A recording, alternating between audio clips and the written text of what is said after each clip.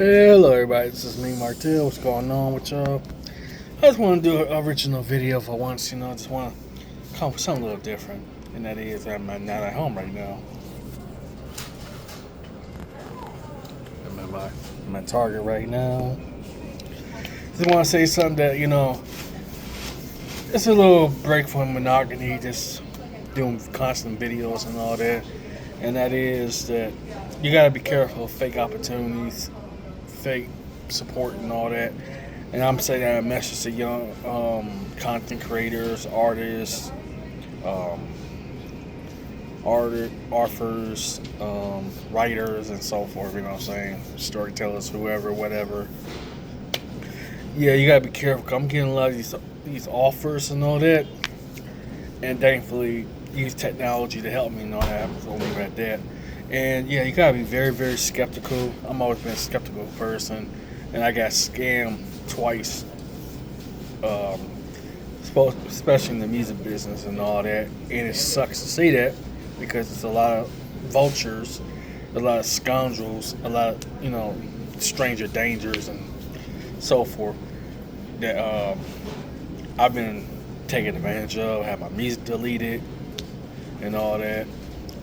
Producers jerking me around and all that. I'm not disrespectful to him, but saying for what it is. Not all, but some are very scumbags. You know what I'm saying? And I've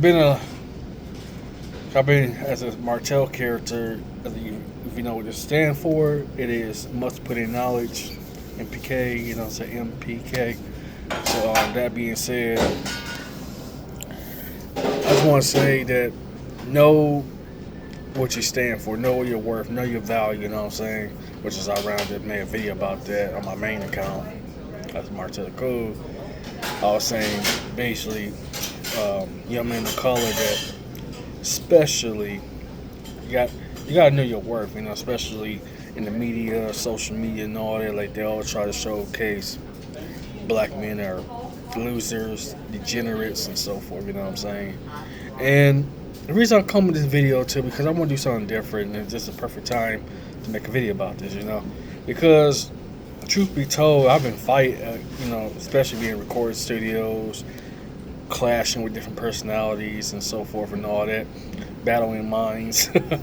That's the main thing. I really miss being in studios with other people and all that. You get a change of balance, imbalance, philosophical craziness and all that, different mood swings and all, you know what I'm saying?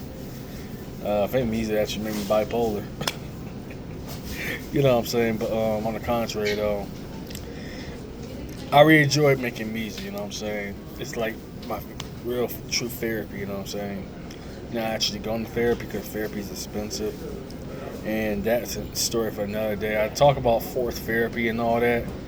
Forced mandated therapy against my will twice in my life, and I do see psychologists here and there and all that, you know what I'm saying, but I'll be real with the audience. I do not tell what I go through, what I've been through and all that, and that's the real true story. The second time I got forced against my will, first time was by the law. I got beat up by the police in 2006. Then 10 years later, I should admit that I have an issue with mental health and talk about self-deletion, basically. I was saying what I said to the therapist, and they threw me to a psych ward. So, excuse me. Yeah. And it sounds kind of fake, me discussing that, because I was forced. Because it hurts people that actually want to get therapy, that want to get help. By all means, get the help that you deserve, you know what I'm saying? And yeah, get all the help you can get if you can afford it. And that's half the battle is money, because therapy is not cheap. Therapy is not cheap. Some of it costs around a PS5 or Xbox Series X. That's how expensive therapy can get. And it sounds fake on that end, but enough about that. If you need help, go get help. If unless you, like in my condition, you're forced to get help, by all means get help. That carry on with misery, represent me and all that. It's a whole different world, you know what I'm saying? Being an artist is difficult, you know what I'm saying? Especially dealing with all kind of battles. My hands are cold. Well, being an artist to me is like it's a battlefield. You know what I'm saying? It's truly a battlefield. I never realized I lived to say be 35 and all that. You know. I should ruthless. I'm sorry. Yeah, because you know what? Because I wasn't trained to be an artist, which is the funny part in the beginning. And I did have some mentors and all that about how the music business is, and as grimy as it sounds, live is grimy, you know what I'm saying? And I'm not saying that in a negative context or anything, just saying for what it is. And I'm not bad mouth anybody, anything or any entities and all that, just saying for what it is. I've been through a lot of dark stuff, a lot of light stuff, a lot of dark stuff too, you know what I'm saying? And I've been trying to, as the audience was telling me, that I was coming off kind of negative and such like that. And I have, read a lot of the comments and feedbacks and such, you know what I'm saying? Because I like constructive criticism to a degree, you know what I'm saying? There's nothing wrong with constructive criticism, you know what I'm saying? But a lot of it taken to extreme levels. And nowadays, just my face is literally online on many different occasions, so I always have to be very thoughtful about things, because a lot of people lose a lot of opportunities and so forth, And I've been doing music for nearly 20 years. I've been songwriting for 20 years. I've been recording for nearly 20. Been 17 years since I've been a recording artist, you know what I'm saying?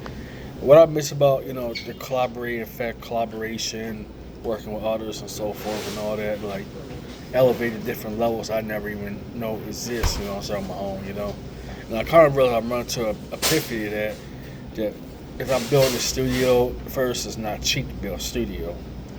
Two, you know what I'm saying, you gotta have a producer's ear, which I don't have a producer's ear, you know what I'm saying. And three, you gotta be very technical. If you are a producer, then my hat's off to you, you know what I'm saying? And I realized just building a studio, besides the expensive part, is how do I put a studio together at home, you know what I'm saying? Just for a podcast studio and all that. And I realized everything I'm doing, buying me headphones, a microphone for recording music. I gotta buy speakers, small monitor speakers and all that. And I know that I'm gonna tell up front with the audience, here's the problem with that. A lot of it's home studio quality, but it's not professional studio quality that I could put on, digital services, which I'm not gonna do that because I refuse to sell my music for pennies, you know what I'm saying? And I'll talk to the producer about that too. Say, why do people put their music, like say, on Spotify and other platforms and all that, Pandora and all that? They only get pennies off their streaming and all that. And if the audience want to care, explain it to me, please let me know.